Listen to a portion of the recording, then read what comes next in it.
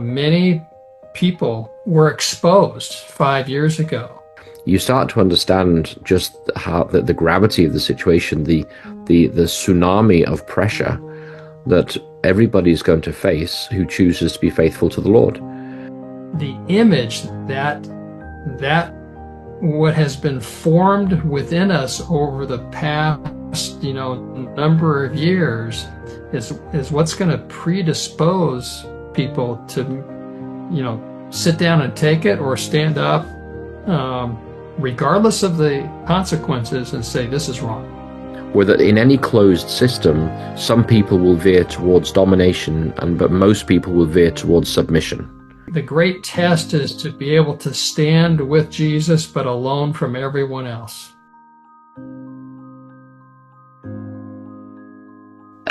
You were talking, Conrad, before about the test coming to God's people. And we're just talking about now, at some point we're going to have to make a decision what we're going to do. Are we going to allow people to control our conscience, or are we going to allow the Lord to have his lordship over us? Ellen White says, going back to the quote of Ellen White, she says, "The Lord has shown me clearly that the image of the beast will be formed before probation closes, for it is to be the great test for the people of God by which their eternal destiny will be decided." And so in this quote is actually a letter that she wrote to a family where I think their daughter was having visions about how the image of the beast would be formed after the Sunday law and this kind of thing. But she says, no, it's going to be the test for God's people. So are we going through that test at the moment? What is the image of the beast? Probably is the first question to answer. And then, are we going through that test at the moment? The image of the beast is mentioned specifically in Revelation 13:11 through 17. And you can cross-reference with Isaiah 10:1 and Psalm 94:20 through 23. And so what is actually the image of the beast? Well, we find that, I'm just looking at it here, it's in the book Great Controversy, page 445, the specific quote that defines the image of the beast. It says, "The image of the beast represents that form of apostate Protestantism which will be developed when the Protestant churches shall seek the aid of the civil power for the enforcement of their dogmas." And then she goes on to say, "The image of the beast is made by the two-horned beast and is an image to the first beast," that is of Revelation 13, the first 10 verses, which is the papacy. And in order for the United States to form an image to the beast, the religious power must so control the civil government that the authority of the state will be employed by the church to accomplish her own ends. And so the Great Controversy very specifically defines what the image of the beast is. And, when we say, well, how would this happen in America? Well, last week I was in Virginia, and I went to see Culpeper Baptist Church. And, as Adventists, we talk about Roger Williams in the 1640s, but how did we get from Roger Williams to the First Amendment in our Constitution in 1770s, 1780s? And the story is that it was the Baptists. The Baptists, in their time, if you go back to the Middle Ages with Martin Luther, when you were born in Europe, you had infant baptism. And infant baptism automatically joined you to the church, the Roman Catholic Church. And the Lutherans, they had the same system under Luther. They practiced infant baptism, and they persecuted people who would not accept infant baptism, as did the Catholics. And infant baptism essentially ties you to to a union of church and state, whether it be Lutheran German or Holy Roman Empire Catholic. And so the Anabaptists came along and they said, no, you should not be baptized as an infant. There should be believer's baptism.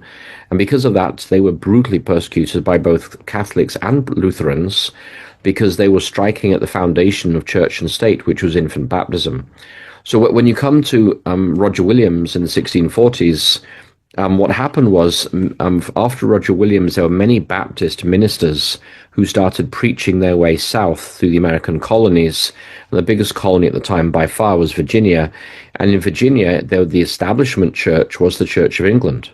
and you could only preach with a license. And if you didn't have a license, you weren't allowed to preach. And so in Culpeper, Virginia, which is about an hour and a half southwest of Washington, D.C. today, they had a jail, and they imprisoned over a dozen Baptist ministers or preachers in that jail, who then very famously preached through the bars of that jail. And they were preaching because they said the state cannot determine who preaches. The establishment church does not have the rights to issue licenses to preach and deny others the license to preach. And a man must be born again rather than just be born into the church through infant baptism. And so one of those preachers was a man called John Leland, and he was a close friend of James Madison. And they had long discussions, and out of which Madison proposed the Virginia Statute on Religious Liberty, which was passed just before the First Amendment. The Congress shall make no law regarding the establishment of religion or prohibiting the free exercise thereof.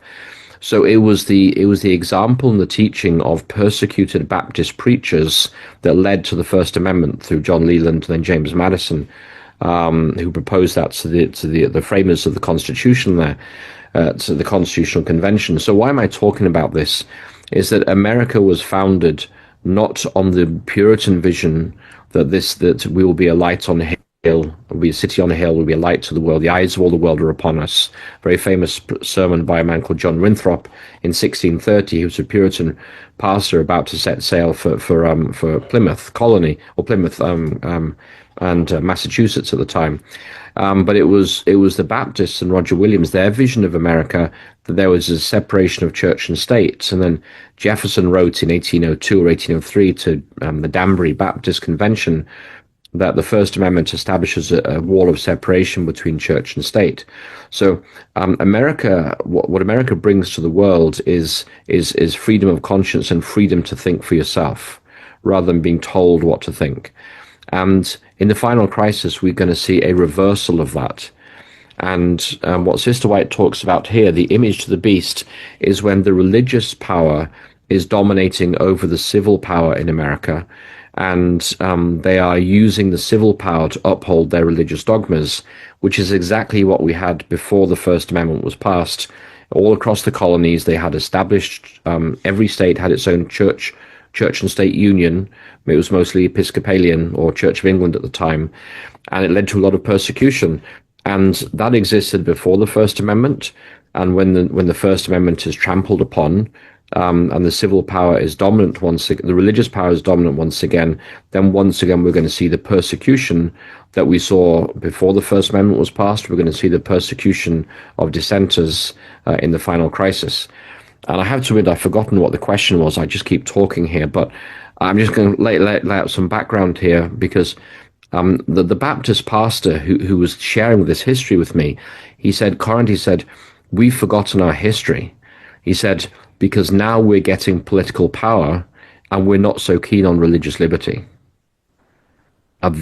He was recognizing the fact that the influence on Project 2025 and President Trump of some of these evangelical leaders, including some Baptist leaders, that the Baptists who suffered so much in order to have religious liberty, now they get a whiff of political influence and political power, they're turning their back on religious liberty. And so we don't see the mark of the beast just yet in America, but when the American Constitution was written, there was a First Amendment, separation of church and state. The assumption was, and this is implicit, there was an assumption that everybody would have a Christian worldview in America and would operate in a Christian manner, and therefore you can have a separation of church and state. But these days, you no longer have the Christian worldview in society.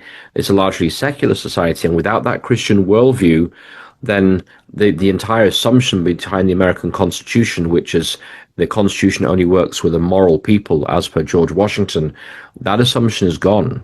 And so that's why we're looking at people like Charlie Kirk, who confronted some Adventists about 6 months ago.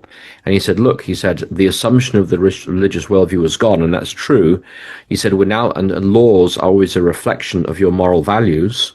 He said, so we either have laws that reflect a Judeo-Christian worldview, or we have laws that reflect a cultural Marxist worldview. Those are the only two options before us now. And that's why we see these political struggles going on. Will the laws reflect the progressive cultural Marxist worldview, or will they reflect a Christian dominionist worldview, which is probably that's where it's going to go. Which both of those deny liberty of conscience. It really doesn't matter which poison you pick; they're both poison at the end of the day. We see in America a spirit in our political world where the winner takes all, and there is little space for compromise anymore. There's another facet to the image of the beast, or the image to the beast. And I was just looking at Revelation 13, and these are passages that many are familiar with. But Revelation 13:11 talks about another beast that comes up out of the earth, and he had two horns like a lamb, and he spake as a dragon. Well, dragon speak, we're told, is legislation. And Conrad did a very good description of sort of the history of, freedom to practice religion. We have this verse here, though, that talks about legislation, and I think many Seventh-day Adventists are looking for that legislation, and then they're going to say, "Aha, now's the time. We need to be ready." Yet the Bible goes on and kind of unpacks how that's going to happen, because in verse 13 it says, "He doeth great wonders, so that he maketh fire come down from heaven on earth in the sight of men."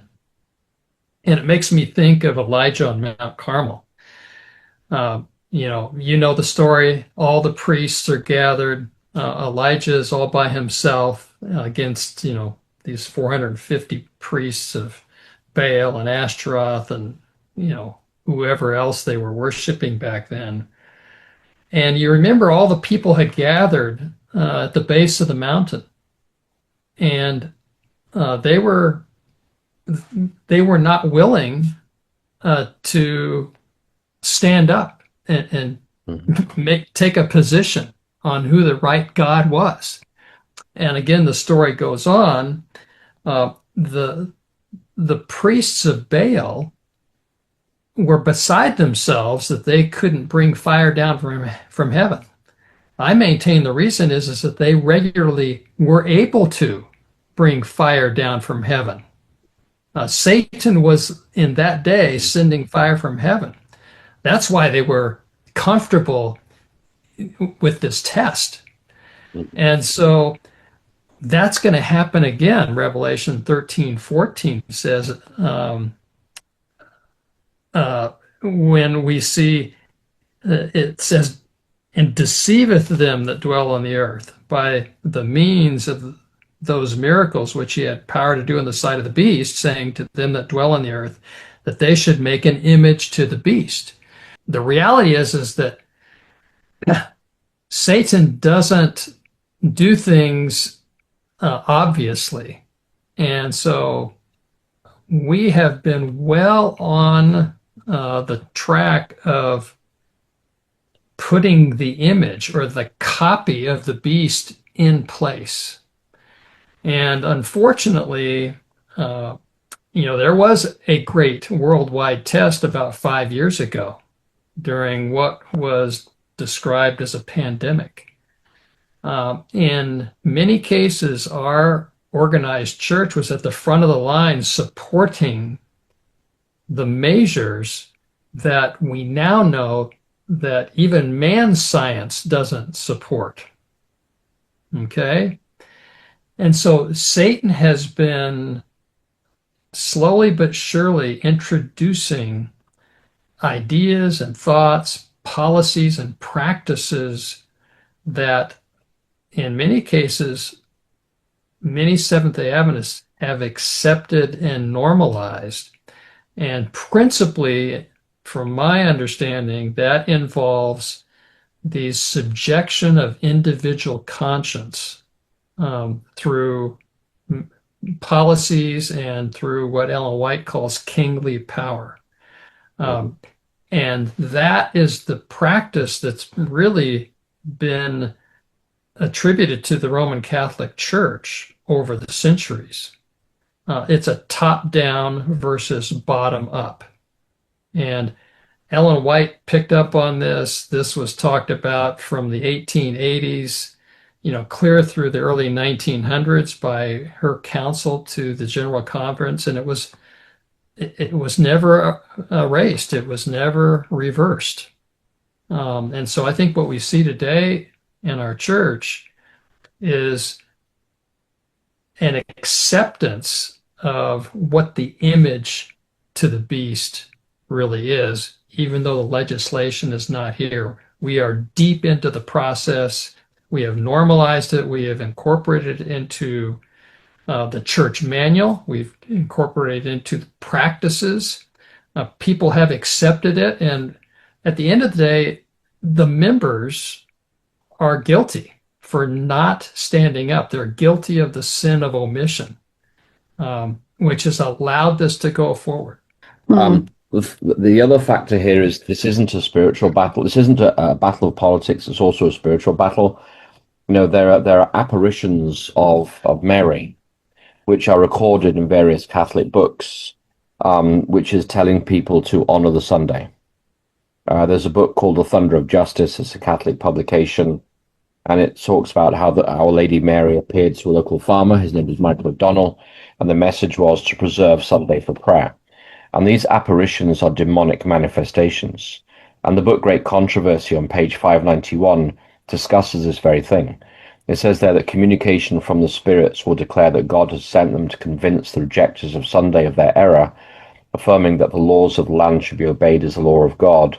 They will lament the wickedness of the world and second the testimony of religious leaders that the degraded state of morals is caused by the desecration of Sunday. So the mark of the beast isn't just a political thing that's going on. It also has demonic inspiration and demons appearing and telling people this is what you need to do. And interestingly, I was at the Blue Star Conference in October this year down in Huntsville, Alabama, and they had a gentleman there who's the Florida representative for MUFON. And MUFON is something about the UFO network. And for the last 40 years, he has interviewed and debriefed people who've had UFO abduction stories. And he studied this phenomenon all around the world. And he started out as a secular man, and now he's a deeply committed evangelical Christian. And he said what convinced him was that these UFO abduction stories almost all happen with Protestants. And they don't happen in Hindu countries, Buddhist countries, Muslim or Hindu, particularly those who believe in reincarnation and the immortality of the soul. But he said, in more often than not, in these alien abduction stories, they go up into a spaceship somewhere and they meet a loved one, and the loved one says that these beings are messengers from other planets. You need to listen to them.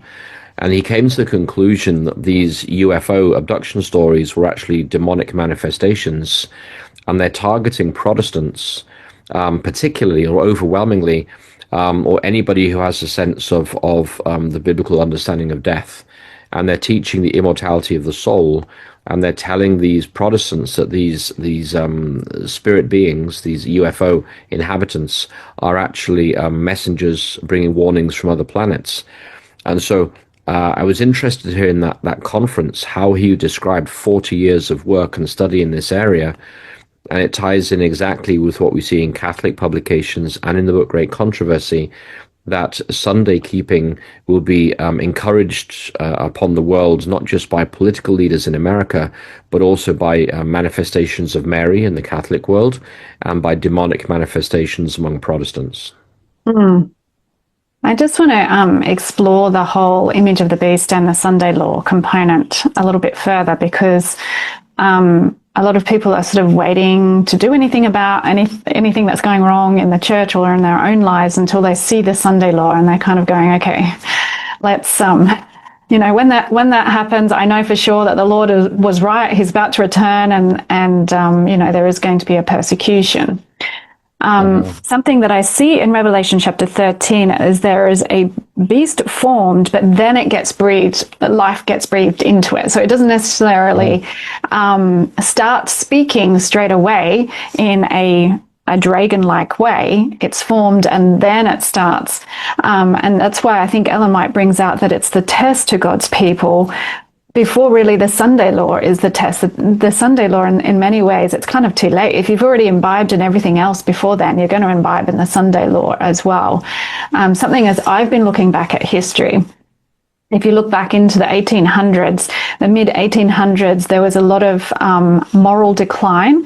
Ellen White says it was actually because of their rejection of the first and second angel's message, that there was a significant moral decline because people had started to turn away from God, whereas previously they were, there was a revival.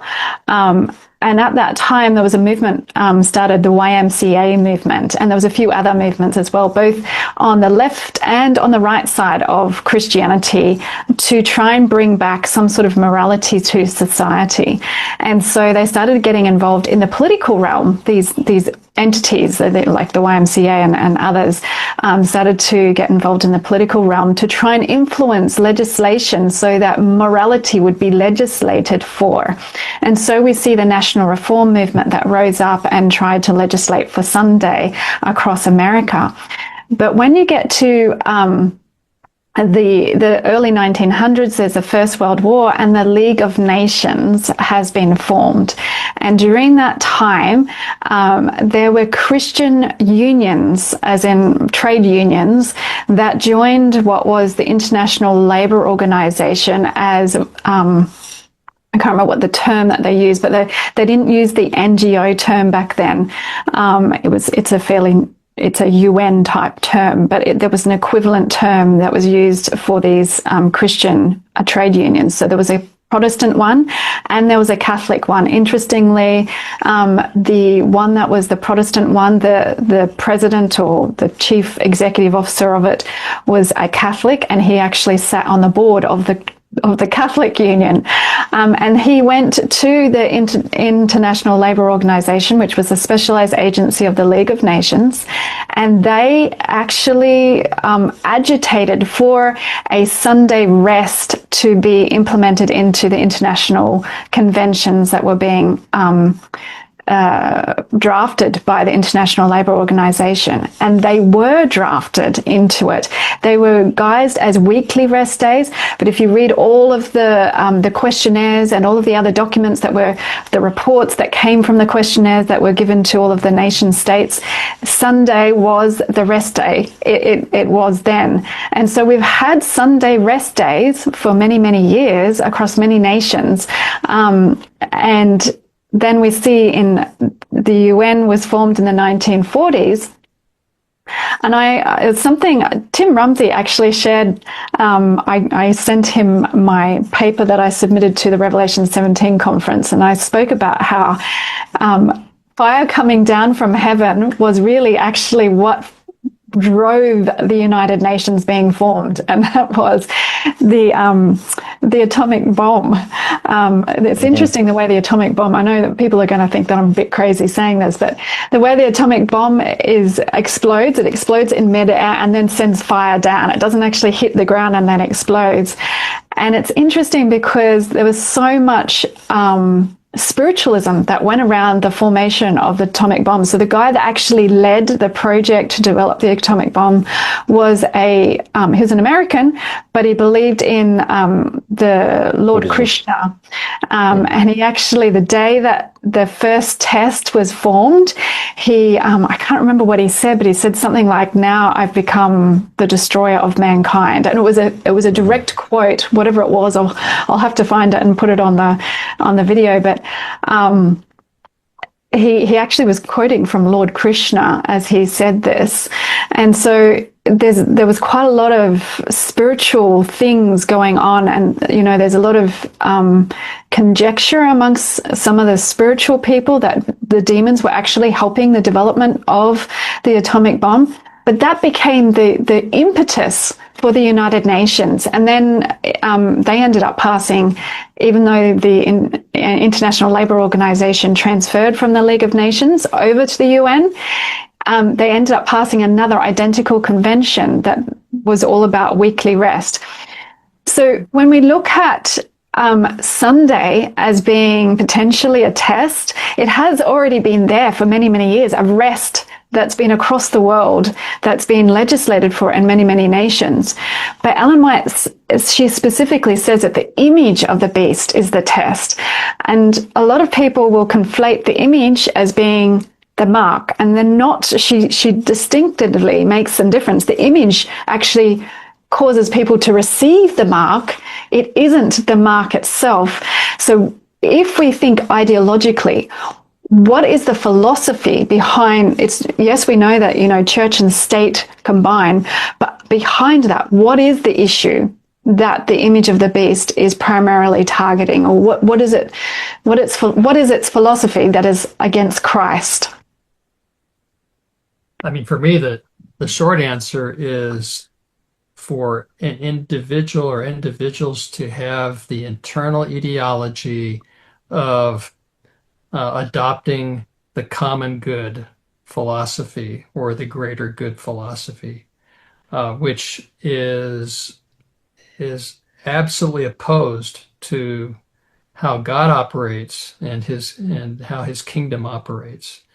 And again, many people, unfortunately, those I know well in many cases, were exposed 5 years ago, and their internal thought was, well, we need to do this because it's what's best for society or for my family. I have a friend, and we hear these stories, but I actually know someone where his children would not allow my friend and his wife to see their grandchildren unless they, went ahead with the medication and the whole mask routine, etc. So that's one of those things where we're going to have to stand in a very, very unpopular place, and that's why it's called the Great Test. The great test is to be able to stand with Jesus, but alone from everyone else. And that's why there's going to be so few people that are counted among the remnant. I'm convicted. So in that final struggle, we see the world's dominant superpower, America, acting on behalf of the first beast, which is the papacy. And the power behind that first beast, the papacy, is Satan himself. We see that in Revelation 13, verse 1, that the dragon and the dragon gave it his power and his throne and great authority in Revelation 13 and verse 2. So we are dealing at the end of time with the world's largest organized religion, which is Catholicism. It's a global religion. We're dealing with the world's largest global military force, which is the United States, which is already using tariffs to coerce other countries for US domestic purposes. We are using economic levers now to force compliance from many countries. So, the mark of the beast and no buy, no sell, we already see how the current administration is willing to use economic force and no buy, no sell in America for a foreign country unless you do as we say. And so we already see that kind of spirit there. And then the final deception or the crisis is a trying one. It's not just because those who are faithful to God are facing off against the world's dominant religious and political and military powers, but it's also because Satan himself will appear. He'll impersonate the coming of Christ, and he will tell the world that we read about this in Great Controversy, that the natural disasters coming upon the world are because we're incurring God's displeasure, because not everybody's honoring the Sabbath. So it will be a combination of religious, political, and an overwhelming demonic power. And Satan will impersonate Christ, so it will look and feel like Christ. And we live in a world today of lazy thinking where people don't think too deeply about much. So it's easy to see how people are going to be deceived by this.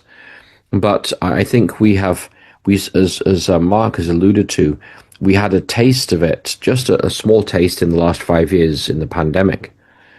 But what's going to come upon the world when you have the world's media, political, economic, military, and religious forces all acting in harmony and claiming that the planet is going to be destroyed and our common home is going to be destroyed if we all don't get on board with the new Sunday worship. And then to cap that off, you have Satan appearing as Christ and impersonating Christ and saying the same thing, and Satan simultaneously causing natural disasters while also blaming those disasters on those who keep the commandments of God.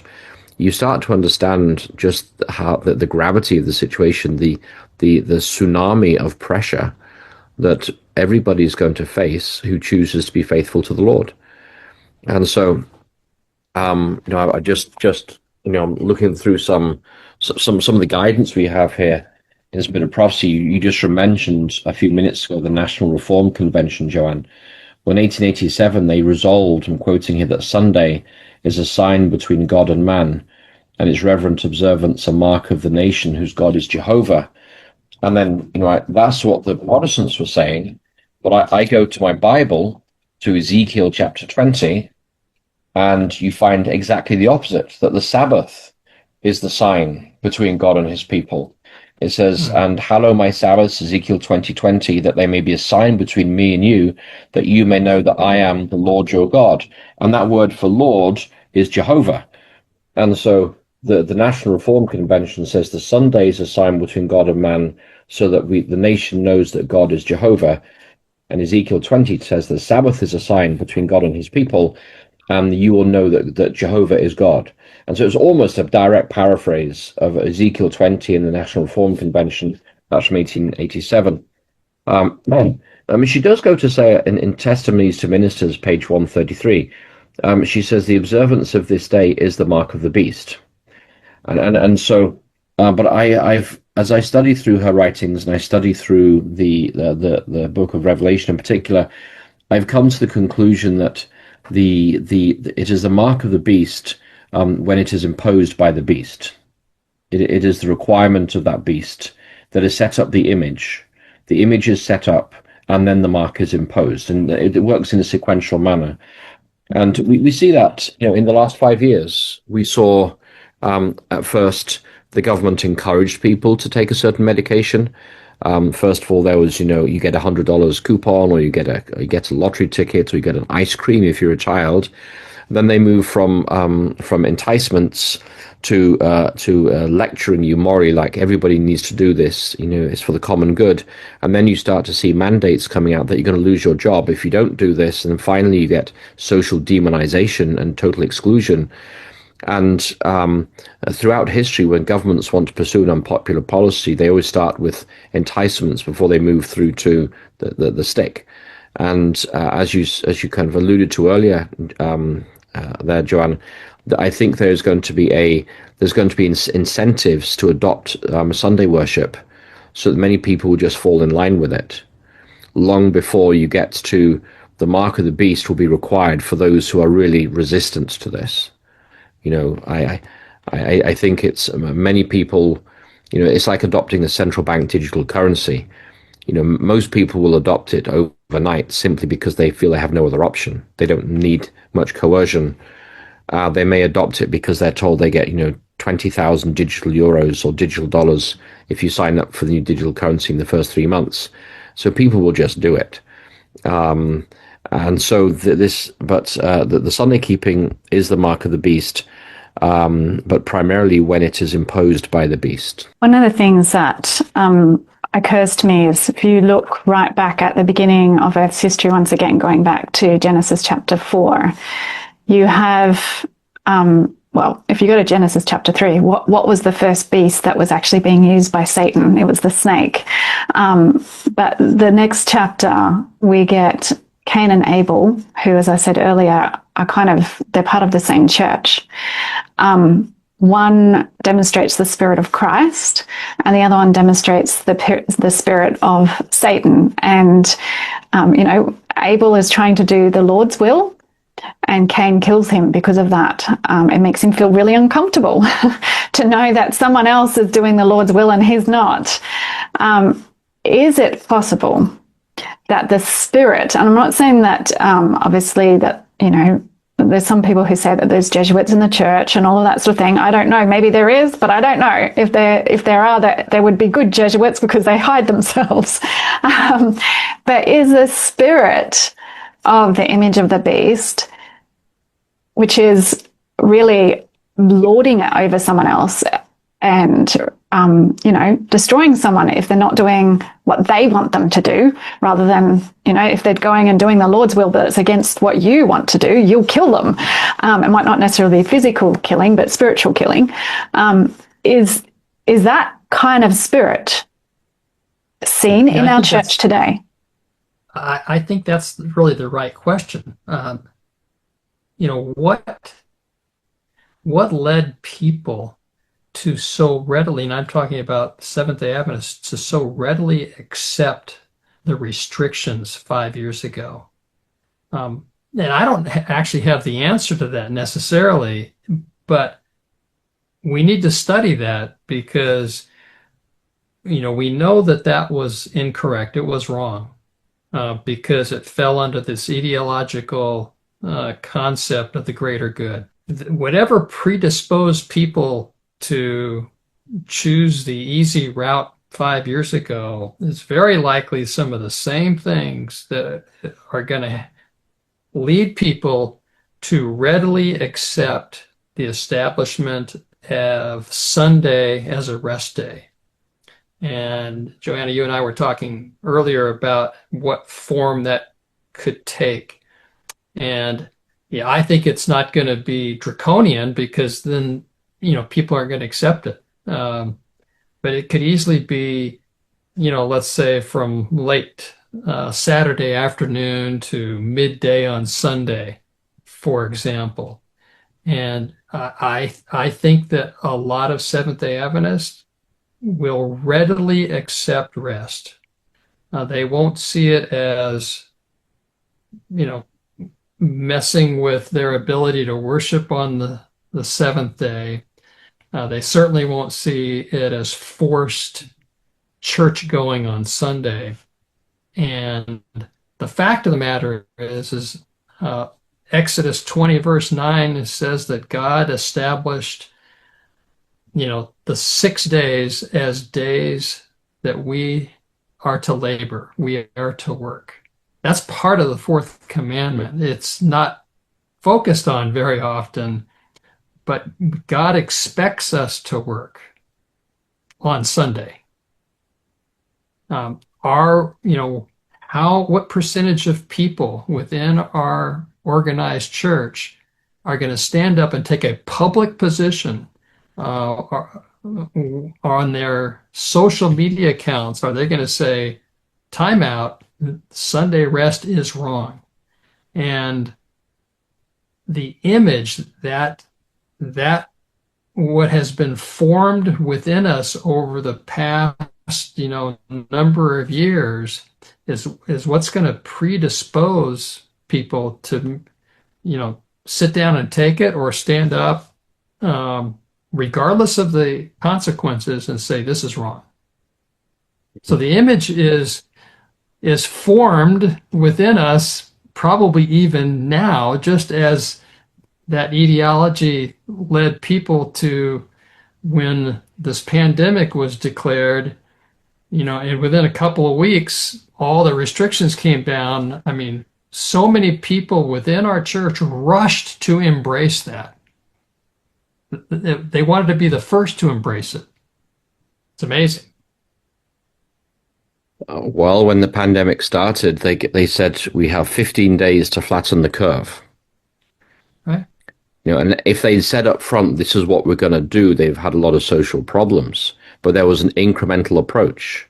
15 days to flatten the curve, so everybody goes home, and then after 10 days, they say we're going to extend it to 30 days, and then we're going to have regulations for people working in offices, and then in Michigan, where I live, the state of Michigan issued an executive order about twice a week, which was about 50 pages long of legalese. And it was my job to read through that executive order twice a week and figure out what the latest requirements were. And because this was written by lawyers, none of it was clear. It was always ambiguous.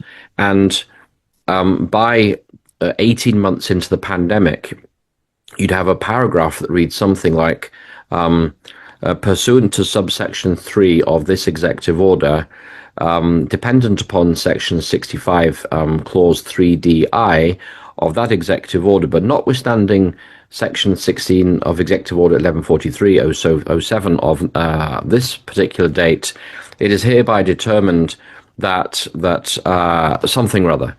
And you had to have like a doctorate in mental gymnastics just to figure this stuff out. And it was coming out. I was spending maybe 8 or 9 hours a week just reading this stuff, trying to understand what are my legal responsibilities. But it all started out with easy little steps. This is for your own safety.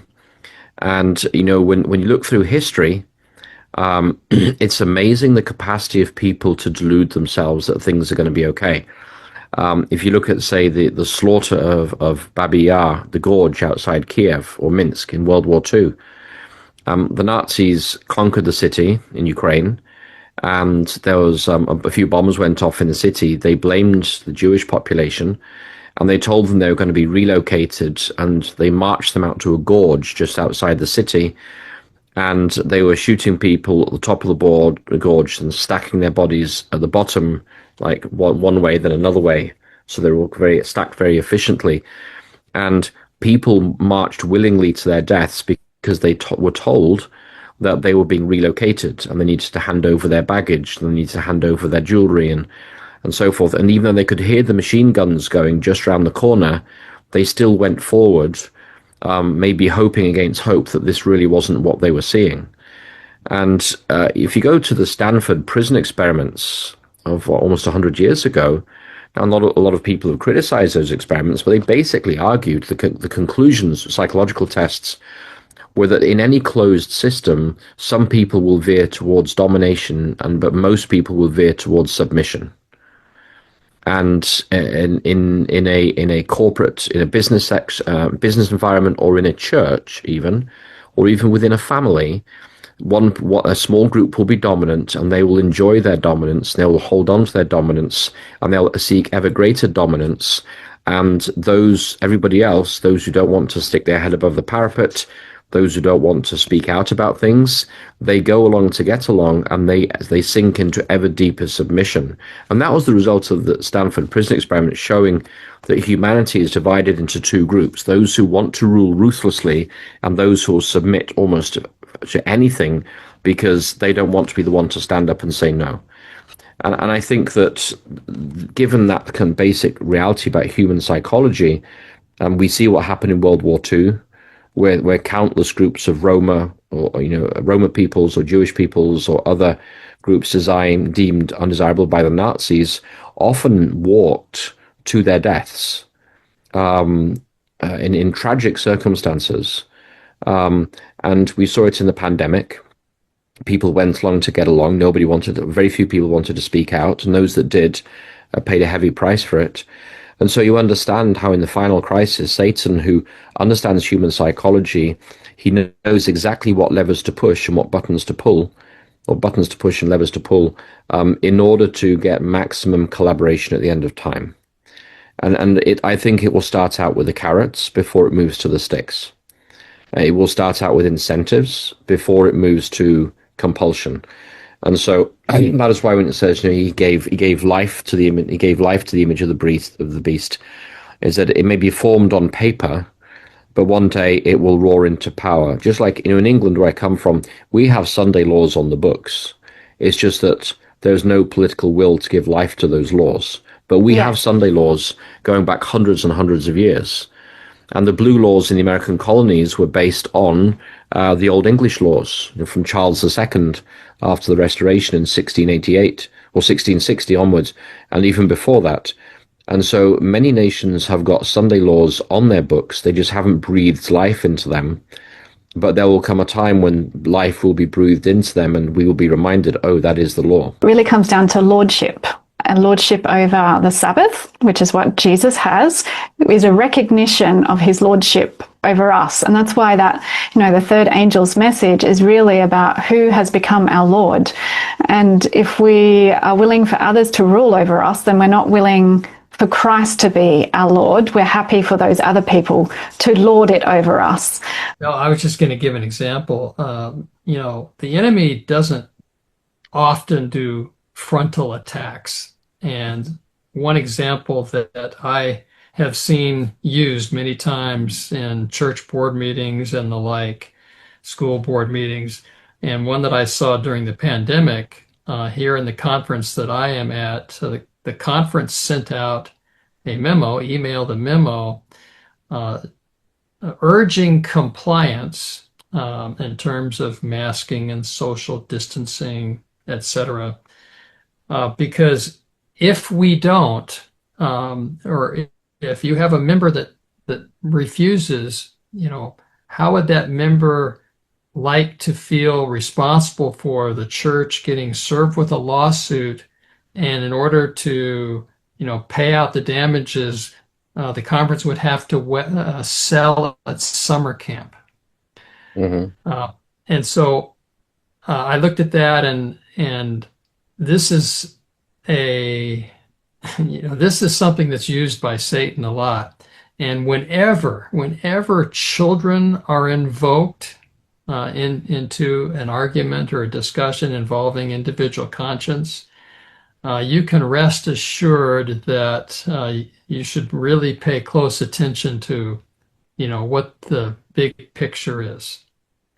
Mm-hmm. Because we can't make any decision that might, be a problem or impact the children in the church. And of course, I have children and grandchildren, and I love children. But when do we stand for principle? When do we stand for truth? And as a organized church, we failed 5 years ago. We lost the greatest opportunity that we will likely ever have to demonstrate and live the health reform visions that were given to Sister White, back in the mid 1800s. And so we squandered that. What are we going to do next? I can tell you that Sunday rest is for me, it's a way more subtle issue than what happened 5 years ago. And so again, the scary question is what image elements are already wired into us as a people that are going to predispose us to go along to get along. And there's that thing that a lot of people will say is, I don't want to take sides. But as soon as you remain silent on something that you know is right, you have taken sides. That's the reality. You can't sit on the fence, and particularly as we go closer towards the end of time, there is definitely no third group. There's only two. There's one that is going to be saved because it clings to Christ as their Lord, and the other that, rejects Christ and rejects his lordship. Ezekiel has been invoked several times during this discussion, and Ezekiel chapters 3 and 33 talk about the watchman, and we don't often focus on the sin of omission. The sin of commission, that's straightforward, but the sin of omission is something that I'm afraid, maybe all of us to some extent have, are in danger or have been complicit in the past of saying nothing when we should have stood up and spoken. This is the Isaiah 58:1 verse, one that's rarely spoken from the pulpit. Yeah, the watchman, what of the night, very famous passage there. And Sister White goes on to comment about this, and she says in 3rd Testimonies, page 254, She says, but the message of the true witness reveals that a terrible deception is upon our people, which it makes it necessary to come to them with warnings to break their spiritual slumber and to arouse them to decided action. She goes on to say, it is a duty of both watchmen and laymen to give the trumpet a certain sound. And it says, God calls the watchmen and privates connected with his army to strengthen the outposts to guard the fort. And so it's very, very clear as we read these quotes that there are people who say, they say, if there's a problem at the head of the church, Christ will fix it. It's not up to the members to call for reform. And it's not up to you as a lay preacher to call for reform. And it's above your pay grades to question what the leaders are doing. But what we find in the spirit of prophecy is very, very clearly, she says, it is the duty of both watchmen and laymen to give the trumpet a certain sound. And so that means God calls people who are preachers and lay people, it doesn't matter in the eyes of God. God calls people who are willing to be to give the trumpet a certain sound, to warn his people before impending destruction. But coming back to where your question was on here, which is the lordship of Christ, I would really fundamentally agree with you on that. And I think, a fundamental principle of our Christian faith is the lordship of Jesus Christ. And I'd say that it's actually ideas that rule the world, and a denomination is molded by its ruling principles, just as a nation is molded, as an individual life is molded by its ruling principles. And as Adventists, we have at least claimed to be supporters and champions of religious liberty, not just for ourselves, but for everybody else. And you say, well, what is this based on? Well, the just as an oak comes from an acorn, so all of the branches of Adventist theology come from the acorn, which is the absolute lordship of Jesus Christ. As the Bible says, one is your master, even Christ, and all ye are brethren. And so Christ is the head of the church, and all authority is committed unto him, and he must have absolute preeminence in all things. And as Mary said to the servants in John chapter 2, the feast of the wedding of Cana of Galilee, whatsoever he saith unto you, do it.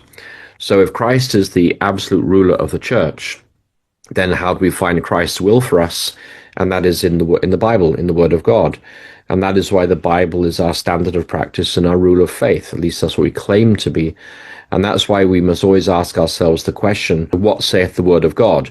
And that means that we're not looking for traditions of men, we're not looking for councils and their decisions, we're not looking for fundamental beliefs or ecclesiastical formulations. We're looking for the will of Jesus Christ to guide us and to govern us in how we are to live as a people. And so, if I may, I'm just going to pull up something here. There's a quote that comes to my mind. As I talk, I'm just looking. Yes, it's in Acts of the Apostles, page 68.2. She says there, the banner of truth and religious liberty held aloft by the founders of the gospel church and by God's witnesses during the centuries that have passed since then has in its last conflict been committed to our hands. That is the Adventist movement. And the responsibility for this great gift rests with those whom God has blessed with the knowledge of his words. Then this isn't how she concludes the paragraph. She says, God's word must be recognized as above all human legislation. A thus saith the Lord is not to be set aside for a thus saith the church or a thus saith the state. That's a fascinating sentence, that a thus saith the Lord is not to be set aside for thus saith the church or a thus saith the state. And so when we look at these things here, the lordship of Jesus Christ and his will as revealed in the scriptures is to be supreme in the life of the believer, not the decisions of the church, not the decisions of the general conference, not the decisions of your local conference, and that we must not set aside a thus saith the Lord with a thus saith the church. And inevitably that will bring conflict. As Mark was sharing there, I was just finding that verse again, from Zechariah 13. It says, awake, O sword, against my shepherd, against the man who stands next to me, declares the Lord of hosts, strike the shepherd, and the sheep will be scattered. And Jesus quotes from that in Mark 14. He says, Jesus said to them, "You will all fall away, for it is written, I will strike the shepherd and the sheep will be scattered." And if we've learned one thing from the last 5 years, it's that when the image to the beast is set up and when image is breathed into the life of the beast, into the image to the beast, Adventism will scatter, as it did in the pandemic. There's going to be no common response. It's incumbent upon us to be thinking now about what do we stand for and what don't we stand for. And we need to be asking ourselves now, do we have a thus saith the Lord in our minds? Are we ready to give a thus saith the Lord? Are we ready to give an answer for the faith that we hold? Are we willing to defend the faith that has been passed on to us or not? Because when the flock is struck, the sheep will be scattered. And when the mark of the beast is imposed, there will be people in leadership positions who are urging that we should accept it, probably because they'll say this is not a religious liberty issue, this is an environmental issue, something like that. And there'll be immense pressure even within the body of Christ to accept the mark of the beast. And I think the reason for that is because there'll be billions of dollars at stake for the system. The Adventist system, the structure, and they're not going to walk away from tens of billions of dollars a year because you have a few scruples about environmental lockdowns, as it will probably be called. So I think we can expect from Zechariah 14, from Mark 14, from what happened in the pandemic, we can expect that when the coercion comes, the flock will be scattered, and everybody watching this program needs to be thinking now about what do I stand for, what do I believe, do I have any red lines, in my own mind, am I clear about these things, and am I willing to lose all for the cause of Christ? Each of us has a number of things in common. Unfortunately, one of them is being canceled within the body of Christ. And I was looking at this the other day, and there's an article that goes right along, Conrad, with what you were talking about that Ellen White wrote, published in 1873 in the Review and Herald. And I'm going to read several sentences here. She says, "Who are standing in the counsel of God at this time? Is it those who virtually excuse wrongs among the professed people of God and murmur in their hearts, if not openly, against those who would reprove sin? Is it those who take their stand against them and sympathize with those who commit wrong?" Mm-hmm. And she answers, "No, indeed!" exclamation point. And so I think right now we can tell in many cases, not all, but we can tell who is not standing in the counsel of God by how we are being treated and how we see them treating other people that are merely are sighing and crying. They have a burden for the souls within the church. I know I do, and I know each of you do. Mm-hmm. And we just want to warn people to, change paths. Satan is inventing every device possible that the people who know the truth may be lulled into fatal security while he summons evil men and evil angels to carry on his schemes in secrecy. But all who seek God with their whole heart will be aroused. Those who love God with their whole soul will keep the commandments of God and have the faith of Jesus. Some are inclined to think that too great a stir is being made, but in their position of ease they say to the people, peace and safety, when sudden destruction is about to fall upon the world. I tremble as I think of the words that have been spoken to me concerning those who do not act in accordance with the truth for this time. Said my guide, those who do not arouse will be passed by, and God will move upon men who will respond to his call and carry his work forward and upward. God calls the watchmen and the privates connected with his army to strengthen the outpost, to guard the fort.